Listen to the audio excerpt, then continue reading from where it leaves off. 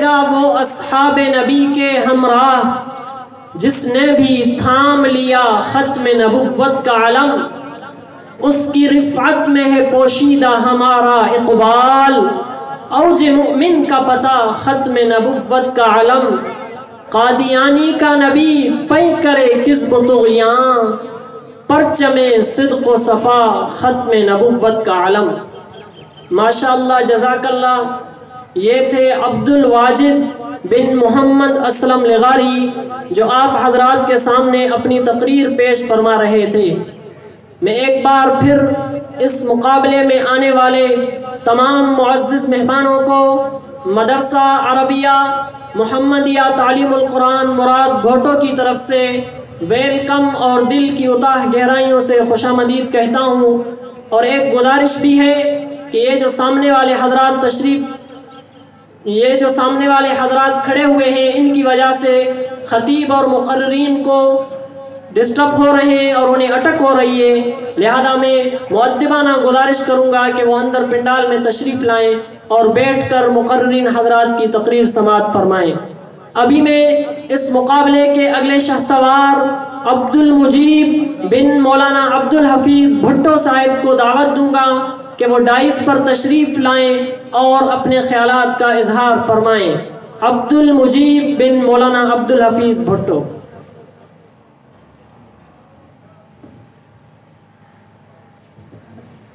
الحمد لله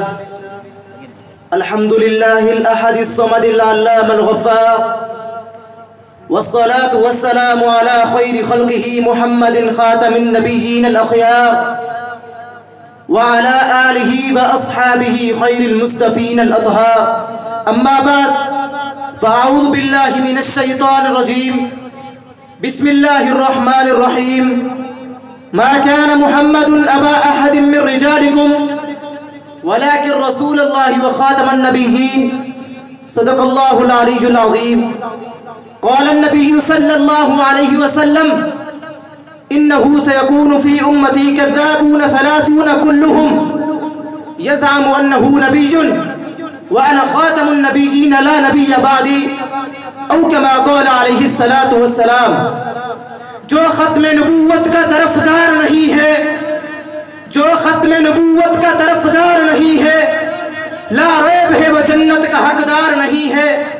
خاموش رہے سن کے جو اسلام کی توہین، خاموش رہے سن کے جو اسلام کی توہین، بے شرم ہے بزدل ہے خوددار نہیں ہے۔ واجب الاحترام، قابل عزت تقریب میرے عزیز علماء اکرام، آج میں آپ حضرات کے سامنے جس موضوع پر اظہار مافی ضمیر کرنا چاہتا ہوں وہ عقیدہ ختم نبوت کے عنوان سے معنون ہے۔ سامعین محترم، ختم نبوت کا تعلق عقیدہ سے ہے۔ عقیدہ ختم نبوت کا تعلق ایسا اہم اور بنیادی مسئلہ ہے کہ اس پر قرآن کریم کی 100 کے قریب آیات مبارکہ شاہد ہیں، 200 کے قریب احادیث مبارکہ موجود ہیں، جن میں رسول اللہ صلی اللہ علیہ وسلم نے مختلف طریقوں سے، مختلف عنوانات سے، مختلف اسلوبوں سے، مختلف انداز میں عقیدہ ختم نبوت کو واضح کیا۔ چنانچہ اللہ تبارک و تعالی نے نبوت کا آغاز حضرت آدم علیہ السلام سے کیا۔ حضرت آدم کی ابتداء آفرینش کے وقت جو اللہ تعالیٰ نے اولاد آدم کو حکم دیا، وہاں رسول کا لفظ جمع کا صیغہ استعمال کیا۔ اللہ فرماتے ہیں: یا بنی آدم اما یاتینکم رسول منکم، اے اولاد آدم، آپ کے طرف آدم کے بعد کافی رسول آئیں گے، نبوت کا دروازہ بند نہیں ہے۔ جب حضرت نوح علیہ السلام، حضرت ابراہیم علیہ السلام کا زمانہ آتا ہے تو اللہ وہاں پر بھی رسول کا لفظ جمع کا صیغہ استعمال کرتے ہیں۔ اللہ فرماتے ہیں: ثم قفینا علی آثارہم من بعدہ برسولنا، کہ کافی رسول آئیں گے، نبوت کا دروازہ بند نہیں ہے۔ جب حضرت موسیٰ علیہ السلام کا زمانہ آتا ہے تو اللہ وہاں پر بھی رسول کا لفظ جمع کا صیغہ استعمال کرتے ہیں۔ اللہ فرماتے ہیں: وَقَفَّيْنَا مِن بَعْدِهِ بِالرُّسُلِ، کہ کافی رسول آئیں گے، نبوت کا دروازہ بند نہیں ہے۔ جب حضرت عیسیٰ علیہ السلام کا زمانہ آتا ہے تو قرآن کا انداز بدل جاتا ہے۔ اللہ تعالیٰ حضرت عیسیٰ سے بیان کرواتے ہیں: وَمُبَشِّرًا بِرَسُولٍ، میرے بعد رسول آئے گا، واحد کا صیغہ استعمال کیا گیا۔ سارے نبیوں کے بعد اعلان ہوتا تھا کافی رسول آئیں گے، حضرت آدم کے بعد اعلان ہوا کافی رسول آئیں گے، حضرت موسیٰ کے بعد اعلان ہوا کہ کافی رسول آئیں گے۔ جب حضرت عیسیٰ علیہ السلام کے بعد اعلان ہوا تو قرآن کا انداز بدل گیا، کہا گیا کہ کافی نہیں، ایک آئے گا۔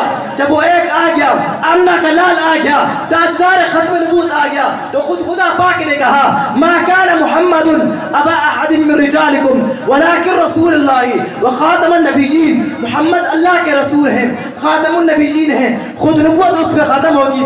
خود تاجدار مدینہ نے کہا انا خاتم النبیین لا نبی بعدی، میں آخری نبی ہوں، میرے بعد کوئی بھی نبی نہیں آئے گا۔ گویا جس طرح خدا پہ خدا ہی ختم، اسی طرح مصطفیٰ پہ مصطفیٰ ہی ختم۔ سامعین محترم، جناب محمد الرسول اللہ خاتم النبیین ہیں۔ خاتم یہ ختم سے مشتق ہے کہ ختم کی معنی کیا؟ کہ کس چیز کو اس طرح بند کرنا کہ کوئی دوسری چیز اس میں داخل نہ ہو، اور جو چیز اس میں داخل ہے اس کو باہر نہ نکلا جا سکے۔ مثلا اللہ تعالیٰ نے قرآن پاک میں فرمایا ختم اللہ علی قلوبہم، اللہ تعالیٰ نے ان مخصوص کافروں کے دلوں پر مہر لگا دی، ایسی مہر جو کفر ان کے دلوں سے باہر نہیں نکل سکتا، باہر سے ایمان ان کے دلوں کے اندر جا نہیں سکتا۔ خاتم النبیین کی معنی یہ ہو گئی حضور علیہ السلام کے تشریف لانے سے انبیاء علیہ السلام پر ایسی مہر لگا دی گئی کہ اب آئندہ کوئی شخص اس نبوت میں داخل نہیں ہو سکتا۔ 1,24,000 انبیاء علیہ السلام جو داخل نبوت ہیں ان کو نبوت سے باہر نہیں نکالا جا سکتا۔ عزیزان انجمن، لیکن پوری امت مسلمہ کا یہ اجماع رہا کہ رسول اللہ کے بعد اگر کسی مدعی نے نبوت کی دعویٰ کی تو وہ کافر، دین اسلام سے خارج ہے۔ لیکن سب سے پہلے بناوٹی پہ اس دنیا میں جس نے نبوت کی دعویٰ کی وہ اس منحوس شخص کا نام تاریخ کے سیاہ اوراق میں صاف بن سیاد ہے۔ حضرت ابوبکر صدیق کے زمانے میں دعویٰ نبوت کرنے والا مسیلمہ کذاب ہے، اسی کا مقابلہ کرنے والا حضرت ابوبکر صدیق ہے۔ جب تک اسی فتنے کو ختم نہ کیا تو چین نہ لیا، صحابہ اکرام نے جان نوش کیا، رسول اللہ کے بعد مسیلمہ کذاب کے ساتھ جو جنگ لڑی گئی وہ پہلی جنگ تحفظ ختم نبوت کے لڑی گئی۔ اس جنگ میں 1200 کے قریب صحابہ شہید ہوئے۔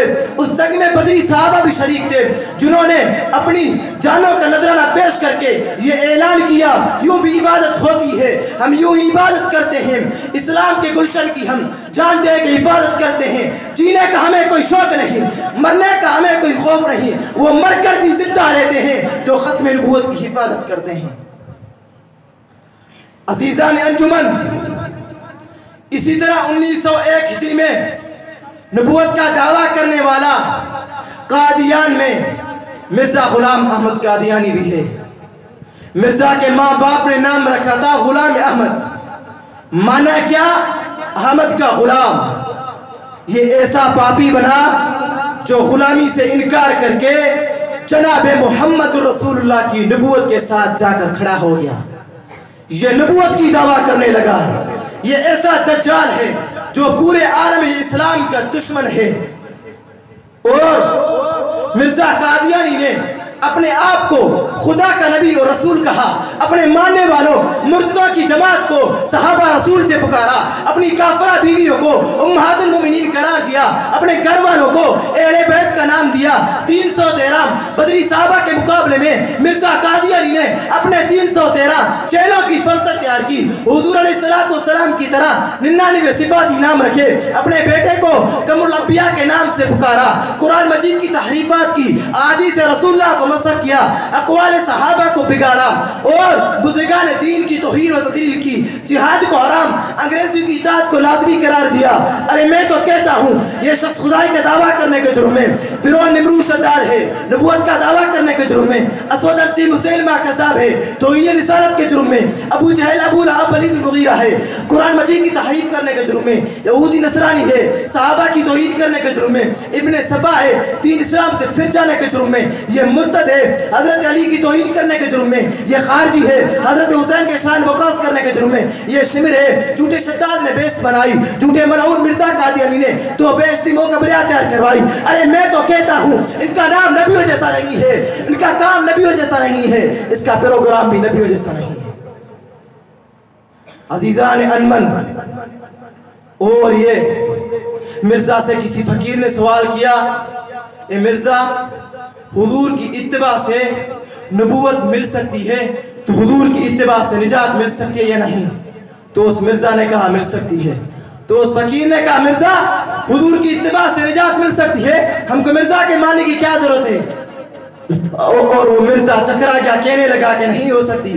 تو فقیر نے کہا اے مرزا حضور کی اتباع سے نبوت مل سکتی ہے، حضور کی اتباع سے نجات نہ مل سکتی ہو فبہت الذی کفر۔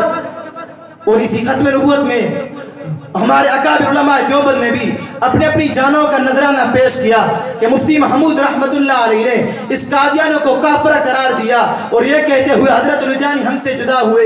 اس ختم نبوت کے اور تحفظ ختم نبوت کے لیے ہمارے اکابر علماء دیوبند نے تاریخ کے اوراق اٹھا کر دیکھو، ہمارے اکابر علماء نے تحفظ ختم نبوت کی خاطر اپنی اپنی جانوں کا نذرانہ پیش کر کے یہ اعلان کیا مقتل سے ہماری یاری ہے، ہر دار پرانا لگتا ہے، صدیوں سے کٹنا ہماری عادت ہے، ہر بار پرانا لگتا ہے، تم سنگ اٹھا ہو یا خنجر حق بات ہمیں تو کرنی ہے، یہ ظلم و تشدد سرکاری ہے، سرکار پرانا لگتا ہے، وما علینا الا البلاغ المبین۔